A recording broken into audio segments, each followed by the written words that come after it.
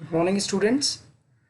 Now, as we have already done all the methods of national income and the aggregates, so I need to take a session which will conclude the topic on the question and answers of the national income. There are many types of question and answers which can be asked, so we'll be looking into most of them now. So first of all, we'll move to the first type. We have to see, we will be getting questions ki, will this will be included in national income or it will be excluded from national income. So how we'll be going to answer them. Now we'll look into the first. Yes, now these are the things which will be taking into this topic. We can see there are many things written, examples of inclusions or exclusions in national income. So what we'll be including, look at the first. सबसे पहले को देखते हैं, पहले वाले में क्या कह रहे हैं ये, wages of Indian residents in British Embassy. मतलब क्या है कि जो इंडियंस काम कर रहे हैं इंडिया में, जो ब्रिटिश एम्बेसी है, ब्रिटेन की एम्बेसी है, तो उसकी इनकम को क्या किया जाएगा, इट विल बी इंक्लूडेड, हम उसे इंक्लूड करेंगे. क्यों? Because as he is Indian resident working in India, क्योंकि वो यहीं पर कमा रहा है और यहीं पर खर्च करेगा, even though he is working for the British embassy. वो ब्रिटिश एम्बेसी क्या है, वो ब्रिटेन की डोमेस्टिक टेरिटरी है, लेकिन वो वहाँ से कमा के हमें देगा या हमारी इकॉनमी में उसे स्पेंड करेगा या सेव करेगा, तो वो हमारा क्या हो जाएगा, इंक्लूड किया जाएगा नेशनल इनकम में. सेकेंड देखते हैं, window pension, old age pension और अनएम्प्लॉयमेंट अलाउंसेस. आप लोगों ने सुना होगा विडो पेंशन्स, वृद्धा पेंशन्स दी जाती हैं, ओल्ड एज पेंशन्स दी जाती हैं. जो लोग रिटायर हो चुके हैं, उनके पास कोई सोर्स ऑफ इनकम नहीं है, तो गवर्नमेंट उनको कुछ पेंशन देती है. दूसरा अनएम्प्लॉयमेंट अलाउंसेस, यानी बेरोजगारी भत्ता भी दिया जाता है. तो ये सारे क्या है, ये सब ट्रांसफ़र पेमेंट्स हैं, इसलिए हम इनको क्या करते हैं, we use to exclude them, हम इनको एक्सक्लूड कर देते हैं क्योंकि ये क्या है, ट्रांसफ़र इनकम. तो हमें क्या लिखना है कि widow pension, old age pension और unemployment allowance will not be included in national income as they are transfer payments. हमें इसी तरीके से आंसर्स को मेंशन करना होगा. Now third, purchase of vegetable by a restaurant.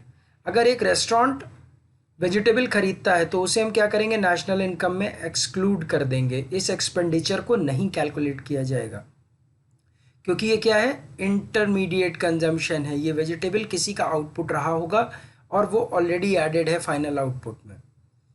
Next देखते हैं, payment of electricity bill. Electricity bill को हम ऐड नहीं करेंगे. क्यों नहीं करेंगे? क्योंकि ये भी एक तरीके के रिसोर्स है और एक इंटरमीडिएट कंजम्पशन है. So it will be excluded because it is a intermediate consumption. अब नेक्स्ट देखते हैं, पॉकेट मनी बाय पेरेंट्स. आप लोगों को पॉकेट मनी मिलती है, पेरेंट्स आपको पैसा देते हैं. Will it be included in national income? No, it will not be included in national income because it is a transfer payment. आपने कोई आउटपुट में एडिशन नहीं किया है, उसकी वजह से आपको ये पैसा नहीं मिल रहा है. It is just a transfer payment, so it will not be included. Third, second last देखते हैं, employ contribution to provident fund. अब यहाँ पे क्या कर रहा है, एम्प्लॉय अपनी इनकम में से प्रोविडेंट फंड में पैसा डिपॉजिट कर रहा है, तो इसको हम क्या करेंगे, एक्सक्लूड करेंगे. इसको इंक्लूड नहीं किया जाएगा क्योंकि उसकी इनकम ऑलरेडी एडेड हो चुकी है. ये सिर्फ एक अकाउंट से दूसरे अकाउंट में ट्रांसफ़र की बात हो रही है. लास्ट देखते हैं, employers contribution to provident fund.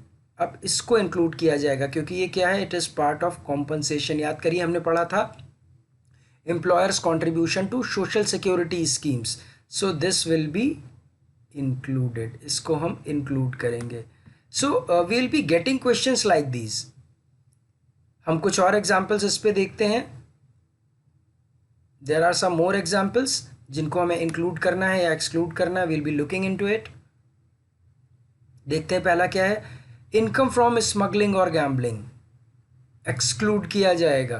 क्यों? क्योंकि ये इलीगल एक्टिविटीज़ है, इसका कोई लीगल सैंक्शन नहीं है, तो इसको हम नेशनल इनकम में इंक्लूड नहीं कर सकते. Capital gain from sale of share plots और बिल्डिंग्स. आपने कोई अपनी ज़मीन जायदाद बेची और उससे आपको पैसा मिला, तो इसको हम क्या करेंगे, एक्सक्लूड करेंगे. क्यों एक्सक्लूड करेंगे? क्योंकि ये कोई नए गुड्स नहीं बन रहे, ये पुरानी बनी हुई चीज़ों को ही दोबारा उनके ओनरशिप को चेंज किया जा रहा है, तो it will not be added. ये कोई न्यू फ्लो ऑफ गुड्स की बात नहीं कर रहा है। नेक्स्ट देखते हैं फ्री लंच टू वर्कर्स। इसको क्या करेंगे, इट विल बी इंक्लूडेड, क्योंकि ये कॉम्पनसेशन का पार्ट है। वेजेस इन काइंड, हमने पढ़ा था wages in cash, wages in kind, तो ये क्या है हमारा, wages in cash, sorry wages in kind. Next देखते हैं money received by son working in abroad, यानी अगर आपके घर से कोई व्यक्ति बाहर जाके काम कर रहा है और वहाँ से पैसा भेज रहा है, तो यहाँ पर इकोनॉमी में कोई आउटपुट में इंक्रीज नहीं हो रहा है उससे, तो उसको हम क्या करेंगे, एक्सक्लूड कर देंगे, it will not be included. इसको हम यहाँ पर इंक्लूड नहीं करेंगे क्योंकि ये क्या है, ये transfer payment. Next financial help due to corona virus. अब इसमें क्या हो रहा है, सरकार लोगों के अकाउंट में पैसे डिपॉजिट कर रही है, 500, 1000, 200, 2000, तो ये क्या है, एक्सक्लूडेड है, क्योंकि यहाँ पर हमने कोई आउटपुट नहीं दिया गवर्नमेंट को, बट गवर्नमेंट इज प्रोवाइडिंग, तो ये क्या है, ट्रांसफ़र पेमेंट है, इसलिए हम इसको एक्सक्लूड कर देते हैं। इनकम ऑफ डांसर और एक्टर, भाई it will be included because they are giving a kind of service and they are factors for it and they are getting their income, तो उनकी इनकम को हम इंक्लूड करेंगे। Next retirement pension. अब retirement pension क्या है, हमने बोला था ओल्ड एज पेंशन इंक्लूड नहीं होगी क्योंकि वो सरकार की तरफ से ट्रांसफ़र पेमेंट है, लेकिन रिटायरमेंट पेंशन इंक्लूड करी जाएगी। क्यों, it will be included as it is given for the services rendered by them. अगर मैंने कोई काम किया है तभी मुझे पेंशन मिल रही है, फालतू में तो कोई मुझे पेंशन दे नहीं रहा है, तो इसको हम इंक्लूड नहीं करेंगे। So these were some types of examples which I was discussing with you. So you will be getting questions like this कि इसको include करेंगे या नहीं include करेंगे, give reasons. So you have to give reasons. So keep these things in mind. अब देखते हैं MCQ type questions भी आते हैं। तो MCQ types questions यहाँ पे आपको multiple options मिलेंगे questions को करने के लिए। So these are some examples. हम इन examples को देखते हैं। सबसे पहले क्वेश्चन को देखते हैं, विच of the following is not included in national income. इसमें ऐसी कौन सी चीज़ें हैं जो नेशनल इनकम में इंक्लूड नहीं करी जाएंगी, तो हमने देखा भाई फैक्टर पेमेंट है, फैक्टर इनकम है, इंक्लूड होगा, ऑपरेटिंग सरप्लस है, इंक्लूड होगा, net factor income from abroad है, ये भी इंक्लूड होती है। क्या इंक्लूड नहीं होता है, ट्रांसफ़र पेमेंट, तो हमारा आंसर क्या होगा, transfer payment, B will be my answer. Which of the following is a transfer earning. अब यहाँ पे देखते हैं क्या क्या चीज़ें हैं, earned income, unearned income, factor income, any of these. तो अर्नड इनकम तो हम अपनी कोई सर्विस रेंडर करके दे रहे हैं, फैक्टर इनकम हमें मिल रही है अपनी फैक्टर सर्विसेज दे के, अनअर्नड इनकम यानी जो हमने नहीं कमाई फिर भी हमको मिली, तो हमारा सी आंसर होगा। सो like this we'll be solving them. Which of the following is included in gross national income? Gross national income में क्या क्या include होगा, तो mixed income include होगी, interest include होगी, consumption of capital goods include होगा, तो हमको क्या करना पड़ेगा, all of these, क्योंकि सारी इनकम्स तो ऐड होनी है उसमें ग्रॉस में, so we'll be adding this. Now which of the following is not included in gross value added? अब इसमें से कौन सी चीज़ें gross value added में include नहीं होती हैं, depreciation, transfer earnings, net indirect tax और none of these। कौन सा क्वेश्चन होगा, फिर से देखिए, depreciation cost क्या ग्रॉस वैल्यू एडेड में इंक्लूड नहीं, नॉट इंक्लूडेड होगी, ग्रॉस वैल्यू एडेड में डेप्रिसिएशन ऑलरेडी इंक्लूडेड होता है, नेट इनडायरेक्ट टैक्स भी ऐड होगा क्योंकि भाई net indirect tax gross value added market price पे होती है, तो यहाँ पे क्या हुआ, ट्रांसफ़र अर्निंग्स, यानी अगर ट्रांसफ़र इनकम है तो उसको हम ऐड नहीं करेंगे। विच of the following is not a national expenditure, purchase of machinery, help to accident victims, export minus imports, तो यहाँ पे क्या हुआ, हेल्प टू एक्सीडेंट विक्टिम्स, यहाँ पर हम क्या कर रहे हैं, सोशल कॉज कर रहे हैं, तो ये एक्सपेंडिचर हमारे नेशनल इनकम में यूज़ के लिए नहीं। नेक्स्ट देखते हैं, विच of the following is not a domestic factor income. इनमें से कौन सी डोमेस्टिक फैक्टर इनकम नहीं है। देखते हैं, wages and net exports, wages and salaries, salaries of Indian workers working in Russian embassy, none of these। तो अब इसमें से क्या होगा, जो कि not a domestic factor income. तो हमारी डोमेस्टिक फैक्टर इनकम में क्या नहीं है, सैलरीज और वर्कर्स, ये हमारे NFIA का पार्ट है, salary of Indian workers working in Russian embassy, क्योंकि ये पैसा हमारे पास वो उनकी डोमेस्टिक टेरिटरी से हमारे पास आएगा, तो ये हमारे डोमेस्टिक उसमें नहीं होगा। नेक्स्ट देखते हैं, net value added at factor cost is equal to, net value added at factor cost is equal to national income, net domestic product, gross domestic product और नन ऑफ दीज। तो क्या कह रहे हैं, net value added at factor cost. तो क्या होगा, net value added factor cost का मतलब क्या हुआ कि हमने ग्रॉस वैल्यू एडेड में से डेप्रीसिएशन घटा दिया, तो वो क्या बन गया, नेट डोमेस्टिक प्रोडक्ट, ठीक है। और फिर उसके फैक्टर कॉस्ट पे, यानी हमने उसमें से इनडायरेक्ट नेट इनडायरेक्ट टैक्सेस भी माइनस कर दिए, तो वो क्या बना, तब वो net value added at factor cost बनेगा। तो वो क्या बनेगा, नेट डोमेस्टिक प्रोडक्ट, ठीक है, net domestic product. How double counting can be avoided,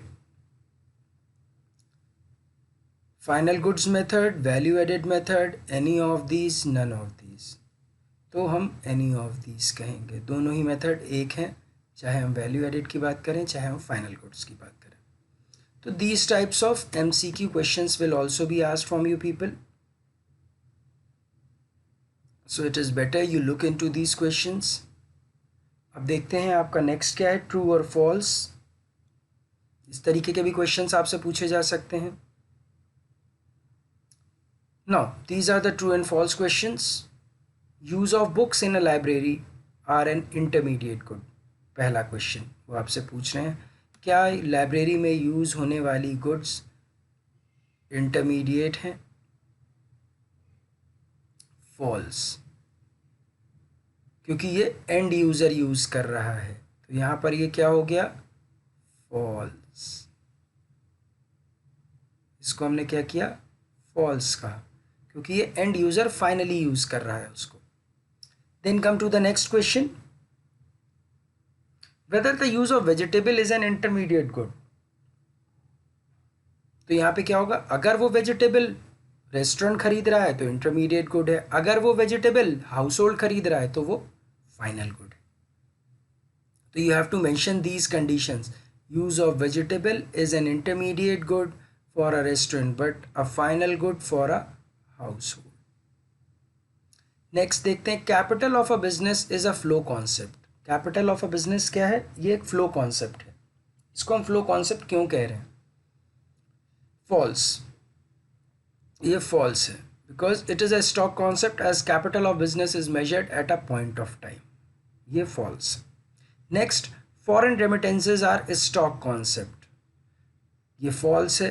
foreign remittances का मतलब क्या हुआ, जो हमारे यहाँ के लोग बाहर से जाके कमा रहे हैं तो वो हमें पैसा डिपॉजिट कर रहे हैं, भेज रहे हैं, तो ये कंटिन्यूसली चलता है, monthly they use to remit expenditure to their families, तो ये फ्लो कॉन्सेप्ट है, इसलिए हम इसको over a period of time, it is a flow concept and it is measured over a period of time, इसको हम पीरियड ऑफ टाइम पे measure करते हैं।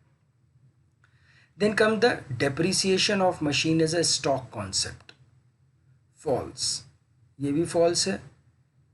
डेप्रिसिएशन क्या है, ये over a period of time, मैं साल भर में मेरी कार की वैल्यू कितनी कम हुई, तो वो मेरा फ्लो कॉन्सेप्ट है, इसको हम स्टॉक नहीं कहेंगे, इसलिए ये भी फॉल्स है because it is a flow concept. So there are some more questions जिनको कि हम ट्रू फॉल्स में देखते हैं, और क्वेश्चंस कौन से हमारे ट्रू फॉल्स में आ सकते हैं। Yes, now traveling allowance paid by the employer is a part of national income, अगर कोई भी एम्प्लॉई अपनी फर्म के लिए काम कर रहा है तो क्या उसके द्वारा खर्च किया गया पैसा या उसको मिलने वाला पैसा नेशनल इनकम का पार्ट होगा?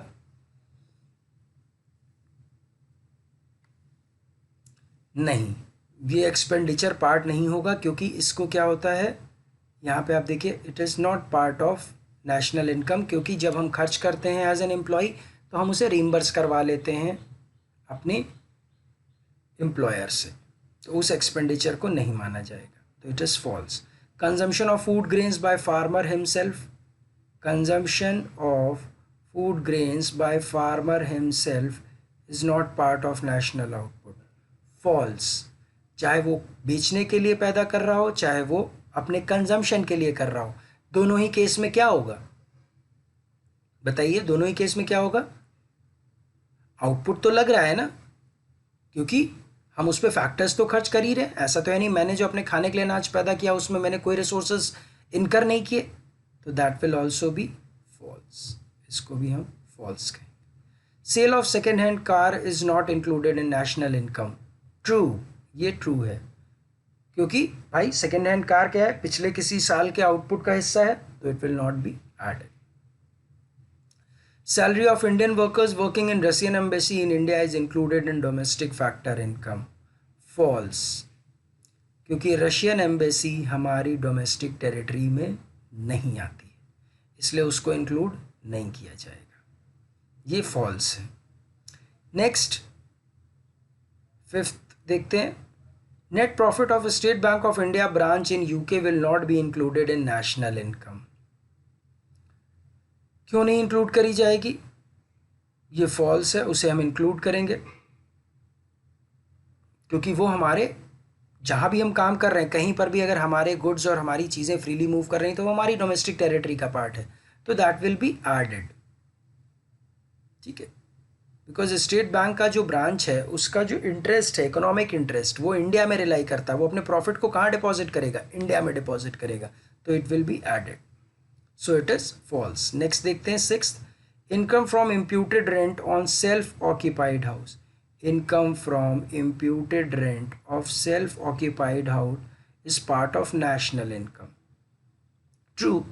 हमने क्या कहा था, इम्प्यूटेड रेंट, यानी मैं अपने घर में भी रह रहा हूँ तब भी भाई उस पर खर्च तो होता, तो उसको भी हम नेशनल इनकम में इंक्लूड करेंगे। Net capital gains from sale of property is also part of domestic factor income, seventh point देखते हैं, net capital gains from sale of property is also part of domestic factor income, false.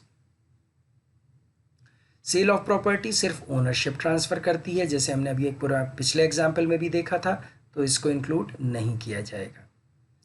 Change in stock is not part of capital formation, false. हमने क्या पढ़ा था, closing stock minus opening stock, तो वो क्या होता था, इन्वेंट्री इन्वेस्टमेंट्स, एक कैपिटल इन्वेस्टमेंट्स थे फिक्स्ड, एक इन्वेंट्री इन्वेस्टमेंट्स थे, तो दोनों ही तो पार्ट है हमारे एक्सपेंडिचर के, तो इनको हम इंक्लूड करेंगे, इसलिए वो क्या कह रहे हैं कि it is false. Now last, brokerage paid on sale of shares and income from shares purchase is not part of national income. अब मैंने क्या कहा, देखिए इसको ध्यान से सुनिए लास्ट वाले को, कि शेयर्स को खरीदने या बेचने को हम नेशनल इनकम में इंक्लूड नहीं करते हैं, क्योंकि वहाँ सिर्फ ओनरशिप ट्रांसफर हो रही, फाइनेंशियल ट्रांजैक्शन से आउटपुट में कुछ नहीं आ रहा, लेकिन उस पर पे किए जाने वाला ब्रोकरेज जो है वो एक फर्म सर्विस के फॉर्म में दे रही है, it is a new service which is added in the economy, तो इसको हम ऐड करेंगे, तो that's why they are saying it as false, उसको हम फॉल्स कह रहे हैं।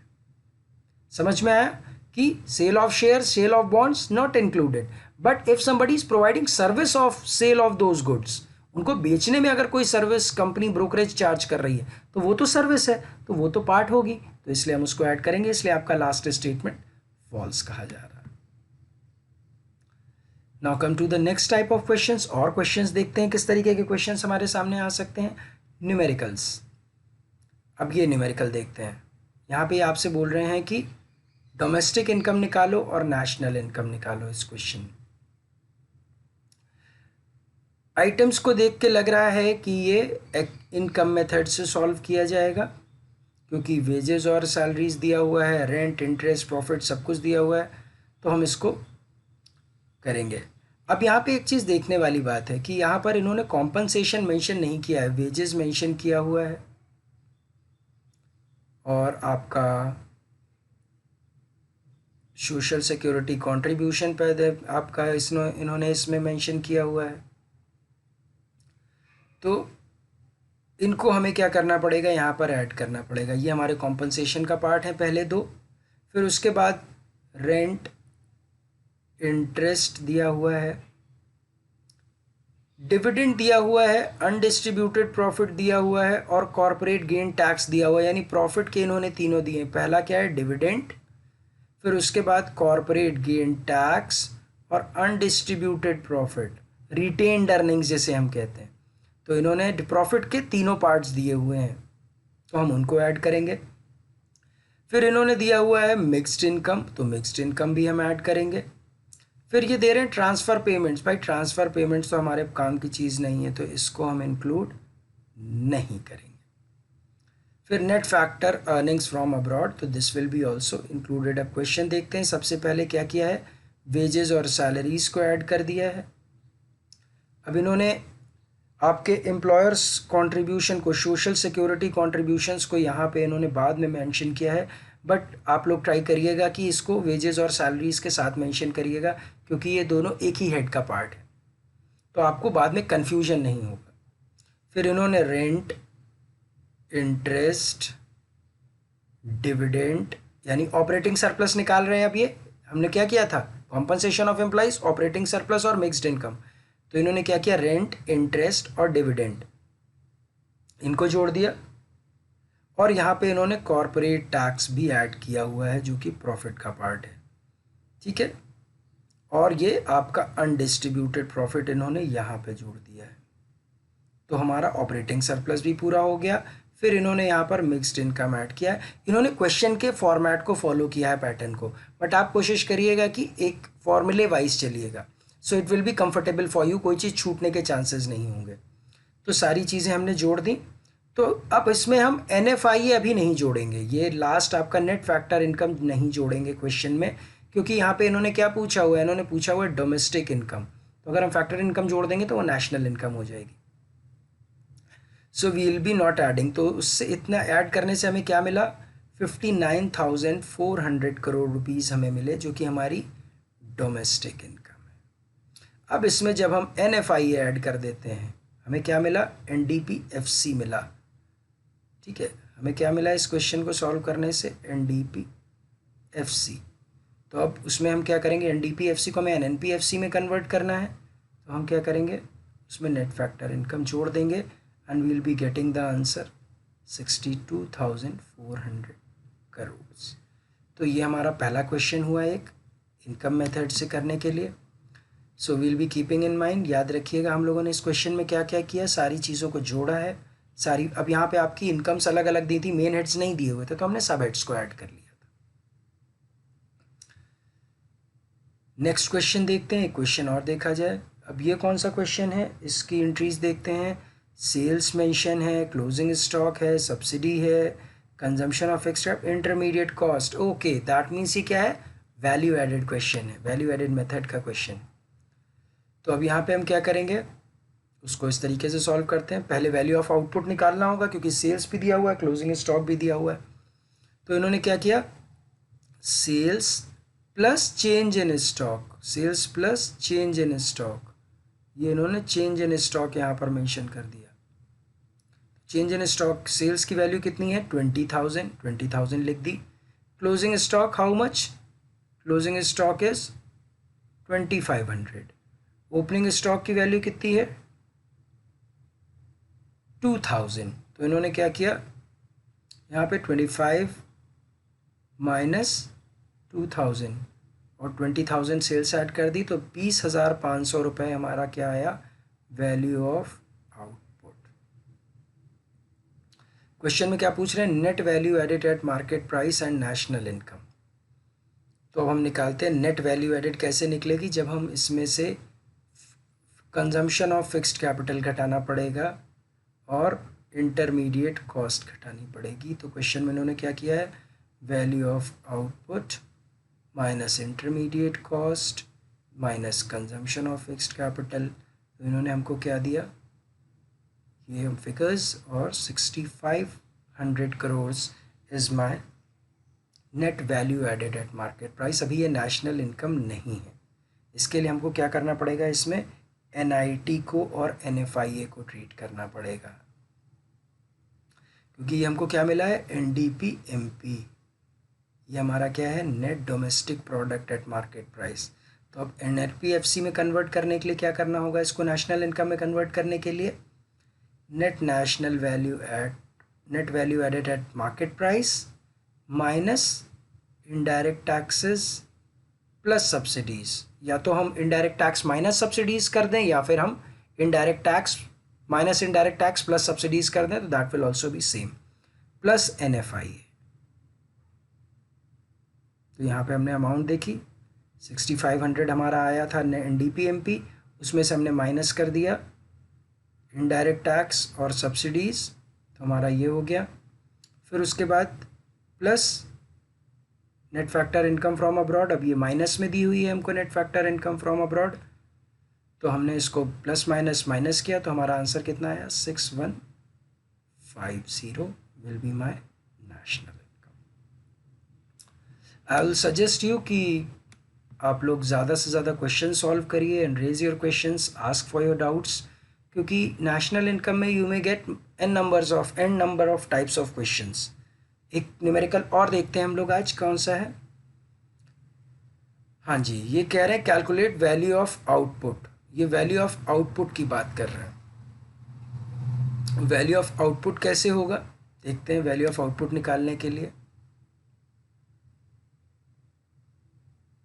इन्होंने हमको क्या दिया हुआ है, net value added at factor cost दी हुई है, ठीक है, net value added at factor cost NDP FC दिया हुआ है हमको। हमें वैल्यू ऑफ आउटपुट चाहिए। अब हमें ध्यान ये देना है कि net value added at factor cost कैसे आता है। तो net value added factor cost कैसे आता है, हम वैल्यू ऑफ आउटपुट में से इंटरमीडिएट कंजम्पशन माइनस करते हैं, फिर उसमें से इनडायरेक्ट टैक्सेस माइनस करते हैं और डेप्रीसिएशन माइनस करते हैं, तब वो नेट फिगर आती है। तो अब हमें क्या करना है, उन चीज़ों को ऐड करना पड़ेगा। तो net value added at factor cost की वैल्यू लिखेंगे, प्लस इंटरमीडिएट कॉस्ट लिख देंगे, उसमें जोड़ देंगे, प्लस अभी एक चीज़ याद रखिएगा, यहाँ पे देखिए हम हर बार क्या करते थे, जब हमको एमपी से एफसी जाना होता था तो minus indirect tax plus subsidies कर रहे थे। अब यहाँ पे क्या हो जाएगा, क्योंकि हम रिवर्स जा रहे हैं, ठीक है, तो हमको क्या, हम यहाँ पर एफसी से एमपी की तरफ जा रहे हैं, तो plus excise duty. Excise duty क्या है, it is a indirect tax, और माइनस सब्सिडीज। समझ में आ रहा है। या फिर हम नेट इनडायरेक्ट टैक्स भी निकाल सकते हैं, इनडायरेक्ट टैक्स माइनस सब्सिडीज। हमारा इनडायरेक्ट टैक्स दिया हुआ है 20 और सब्सिडीज दिया हुआ है 5, तो हम ये भी कर सकते हैं 20 माइनस 5 15, और 15 को हम प्लस कर दें, that will also be a same thing. तो यहाँ पर हमारा ये फिगर आ गया 20 माइनस 5, ये जिसे हम ऐड कर रहे हैं,